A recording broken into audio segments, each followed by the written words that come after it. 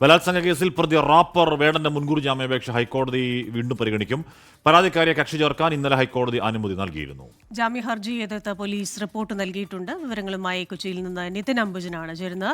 Nitin, good morning. കഴിഞ്ഞ ദിവസം രണ്ടുപേർ കൂടി പരാതി നൽകിയിരുന്നു. നേരിട്ട് CM-ന് പരാതി നൽകിയെന്നൊക്കെയാണ് നമ്മൾ മനസ്സിലാക്കുന്നത്.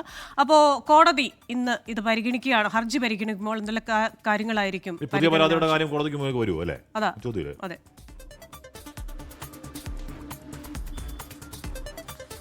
Hashmi, Christina, good morning. എന്തായാലും വിവാഹ വാഗ്ദാനം നൽകി പീഡിപ്പിച്ചു എന്ന പരാതിയിൽ തൃക്കാക്കര പോലീസാണ് വേടനെതിരെ കേസെടുത്തത്. ഇതിനെ തുടർന്നാണ് വേടൻ ഇതിൽ അറസ്റ്റ് ഒഴിവാക്കണമെന്നാവശ്യപ്പെട്ട് മുൻകൂർ ജാമ്യവുമായി ബന്ധപ്പെട്ട് ഹൈക്കോടതിയെ സമീപിച്ചത്. എന്തായാലും ഇന്നലെ ഹൈക്കോടതിയുമായി ബന്ധപ്പെട്ട് ഈ ഹർജി പരിഗണിച്ചിരുന്നു.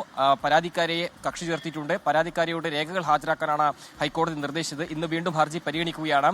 വേടൻ സ്ഥിരം കുറ്റവാളിയാണെന്നും സമ്മതമില്ലാതെ താല്പര്യമില്ലാതെ ലൈംഗിക ഉപദ്രവം നടത്തിയതാണ് പരാതിക്കാരി പ്രധാനമായും ചൂണ്ടിക്കാട്ടിയത്. അതേസമയം തന്നെ ഉഭയസമ്മതപ്രകാരമുള്ള ബന്ധമാണെന്നും മറ്റ് ആരോപണങ്ങളെല്ലാം തന്നെ തീർത്തും തെറ്റാണെന്നാണ് വേടന്റെ വാദം. എന്തായാലും ഒരു വിശദമായ വാദം കേൾക്കാനാണ് ഇന്ന് ഹർജി വീണ്ടും പരിഗണിക്കുന്നത്. ഹർജി പരിഗണിച്ച് ഇന്നൊരു ഉത്തരവ് അത് വേടനെ സംബന്ധിച്ച് ഏറെ നിർണായകമാണ്. മാത്രമല്ല വേടന് സമാനമായി തന്നെ മറ്റ് രണ്ട് സ്ത്രീകളും സമാനമായ പരാതികൾ നൽകിയിട്ടുണ്ടെന്നും ഇന്നലെ പരാതിക്കാരി ചൂണ്ടിക്കാട്ടി. എന്തായാലും രേഖകൾ പരിശോധിച്ച് വസ്തുതകൾ ചൂണ്ടിക്കാട്ടി മാത്രമേ തീരുമാനമെടുക്കൂ എന്ന് വാക്കാൽ ഇന്നലെ കോടതി അഭിപ്രായപ്പെട്ടിരുന്നു. എന്തായാലും ഇന്നത്തെ വേടന്റെ ഇതുമായി ബന്ധപ്പെട്ട ഹർജി, മുൻകൂർ ജാമ്യ ഹർജി, അത് വേടനെ സംബന്ധിച്ച് ഏറെ നിർണായകമാണ്. മുൻകൂർ ജാമ്യ ഹർജി തള്ളുകയാണെങ്കിൽ സ്വാഭാവികമായിട്ടും അറസ്റ്റ് നടപടിയിലേക്ക് പോലീസ് കടക്കും. അതുമായി ബന്ധപ്പെട്ട നീക്കങ്ങൾ എന്തായാലും പോലീസും ഒരു വശത്ത് ആരംഭിച്ചിട്ടുണ്ട്. ജാമ്യ ഹർജി തള്ളിയാൽ ഉടൻ തന്നെ അറസ്റ്റിലേക്ക് പോകാനാണ് ഇപ്പോൾ പോലീസിന്റെ തീരുമാനം. എന്തായാലും ഇന്ന് വേടനെ സംബന്ധിച്ച് ഏറെ നിർണായകമാണ്. ഹാഷ്മി. ഓക്കെ, വേടന്റെ മുൻകൂർ ജാമ്യാപേക്ഷ കോടതിയിലേക്ക് വരികയാണ്. അതിനിടയിൽ കൂടുതൽ പരാതികൾ വേടനെതിരെ ഉണ്ടാവുന്നുണ്ട്. മുഖ്യമന്ത്രിയെ നേരിട്ട് രണ്ട് പരാതി കൊടുക്കുന്നുണ്ട്. അതൊരു പക്ഷേ നേരിട്ട് DGP കൈമാറി കഴിഞ്ഞാൽ അതിൽ ഒരു കേസ് ഉണ്ടാവാം.